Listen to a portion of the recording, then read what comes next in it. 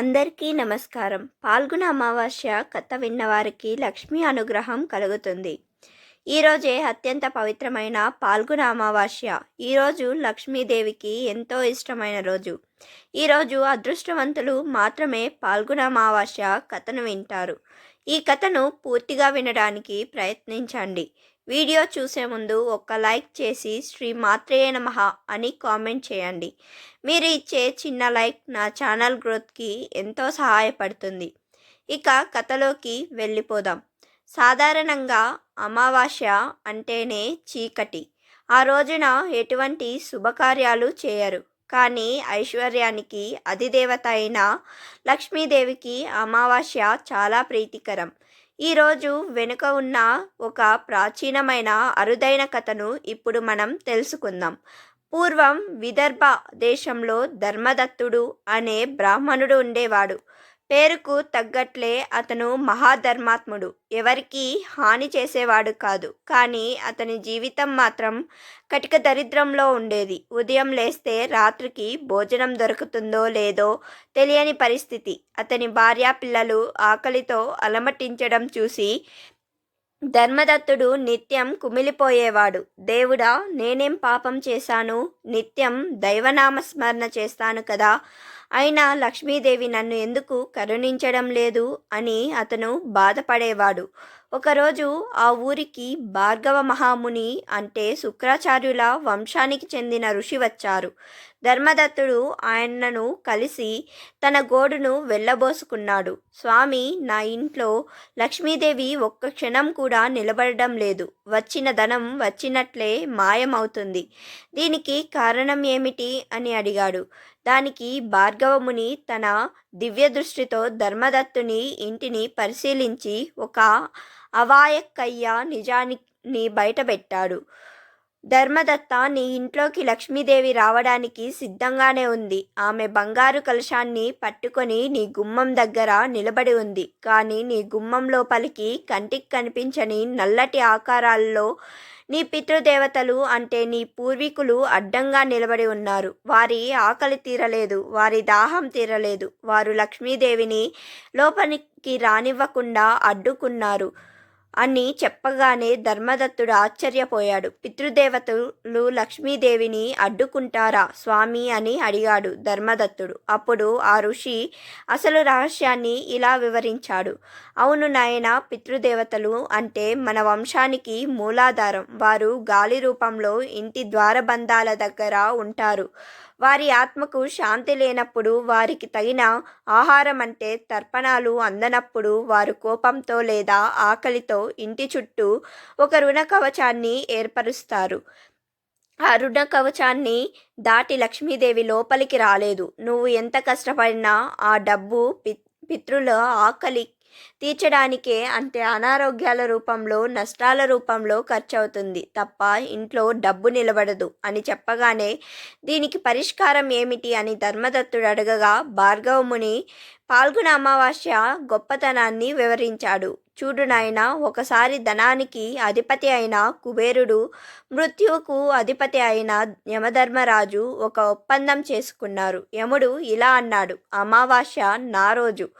ఆ రోజు జీవులు తమ కర్మలను ప్రక్షాళన చేసుకోవాలి అని అన్నాడు. ఇక కుబేరుడు ఇలా అన్నాడు, శుక్రవారం నా రోజు, అంటే లక్ష్మీ రోజు. ఆ రోజు జీవులు భోగభాగ్యాలు అనుభవించాలి అన్నాడు. అమావాస్య రోజున ఎవరైతే తమ పితృదేవతలను సంతృప్తిపరుస్తారో యమధర్మరాజు ఆజ్ఞ మేరకు పితృదేవతలు పక్కకు తప్పుకొని లక్ష్మీదేవికి దారిస్తారు. అమావాస్య నాడు పితృదేవతలకు చేసే పూజ వారికి వెంటనే చేరుతుంది. వారు సంతృప్తి చెంది అఖండ ఐశ్వర్యాన్ని ఆశీర్వదిస్తారు అని చెప్పగానే భార్గవముని చెప్పినట్లుగా ఆ తర్వాత వారమే వచ్చిన అమావాస్య రోజున ధర్మదత్తుడు ఇలా పూజ చేశాడు. అందులో ముఖ్యంగా పంచభూతాల సాక్షిగా ఉప్పు దీపం వెలిగించాడు. అంటే సాయంత్రం 6 గంటల సమయంలో, అంటే గోధూళి వేళ ఇంటి ఈశాన్య మూల లేదా పూజ గదిలో ఒక మట్టి ప్రమిద తీసుకున్నాడు. అందులో సముద్రం నుండి పుట్టిన కల్లు ఉప్పును నిండుగా పోశాడు. ఎందుకంటే ఉప్పు లక్ష్మీ స్వరూపం. అమావాస్య నాడు అది నెగిటివ్ ఎనర్జీని లాగేసుకుంటుంది. ఆ ఉప్పు మీద మరొక చిన్న ప్రమిద పెట్టి స్వచ్ఛమైన ఆవు నెయ్యితో దీపం వెలిగించాడు. పితృదేవతలకు ఇష్టమైన తీపి పదార్థాలు అంటే బియ్యం, పాలు, బెల్లం, యాలకులు వేసి పరమాన్నం వండాడు.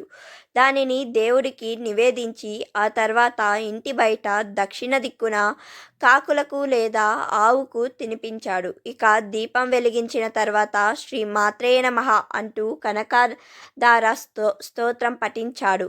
ఇలా అమావాస్య వ్రతాన్ని చేశాడు ధర్మదత్తుడు. ఇక రాత్రి నిద్రపోతూ ఉండగా అతనికి ఒక కల వచ్చింది. కలలో అతని ఇంటి ముఖద్వారం దగ్గర నిలబడి నల్లటి ఆకారాలు అంటే పితృదేవతలు నవ్వుతూ ఆనందంతో ఆకాశంలోకి వెళ్ళిపోవడం కనిపించింది.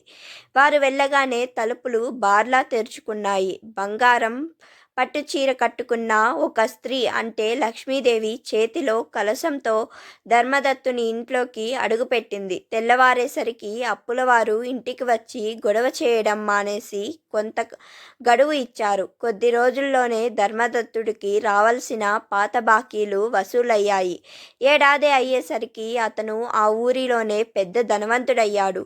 ఈ కథ వెనుక ఒక గొప్ప ఆధ్యాత్మిక రహస్యం ఉంది. అమావాస్య అంటే చంద్రబలం పూర్తిగా క్షీణించే రోజు. చంద్రుడు అంటే మనసుకు సంబంధించింది. ఇది పితృదేవతలకు ప్రీతికరమైనది రోజు. పితృదోషం ఉంటే లక్ష్మి నిలబడదు. అమావాస్య నాడు పితృతర్పణం లేదా అన్నదానం చేయడం వలన పితృదోషం తొలగిపోతుంది.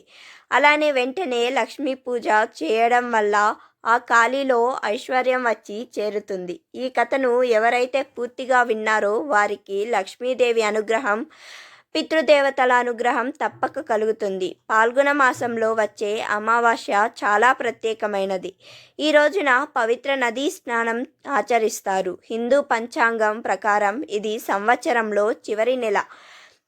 అందుకే ఈ నెలలో పఠించే మంత్రాలు, జపాలకు ప్రత్యేక స్థానం ఉంటుంది. ఇది మోక్ష సాధనకు, జీవితంలో వృద్ధికి దోహదం చేస్తుందని నమ్మకం.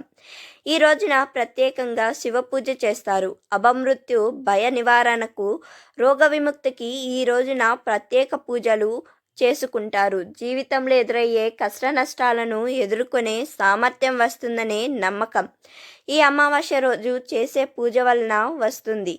అమావాస్య తిథి నాడు శ్రీ మహావిష్ణువు ఆరాధన చేయడం, భాగవత పారాయణం చాలా మంచిదని నమ్మకం.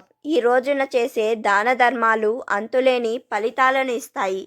ఈ రోజున చేసే పూజ, ఉపవాసం కుటుంబం, సంతాన ఆనందం, అభివృద్ధికి దోహదం చేస్తాయి. జాతకంలో పితృదోషం ఉన్నవారు ఈ రోజున ప్రత్యేక పూజలు, ఉపవాసం చేసి దోష ప్రభావాన్ని తొలగించుకోవచ్చు. పాల్గొన అమావాస్య నాడు చేసే స్నానం, దానాలు, పుణ్యకార్యాలకు ప్రత్యేక మహత్యం ఉంటుంది. ఈ రోజున ఆచరించే మౌనవ్రతం వల్ల మంచి ఫలితాలు ఉంటాయి.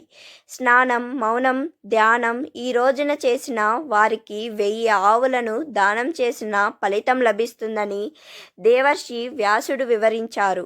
పాల్గొన అమావాస్య రోజు చేసే నదీ స్నానానికి ప్రత్యేకమైన విశిష్టత ఉంది. ఇలా ఈ రోజున నదీ స్నానం చేసిన వారికి కోరికలు నెరవేరుతాయని నమ్మకం. చూశారు కదండి, ఈరోజు మనం పాల్గొన అమావాస్య కథను గురించి తెలుసుకున్నాం కదా. ఈ వీడియో మీకు నచ్చినట్లయితే ఒక లైక్ చేసి నా ఛానల్ని సపోర్ట్ చేయండి. ఇంకా మరెన్నో ఇంట్రెస్టింగ్ వీడియోస్ కోసం నా ఛానల్ని సబ్స్క్రైబ్ చేయండి. Thank you for watching. Hare Krishna.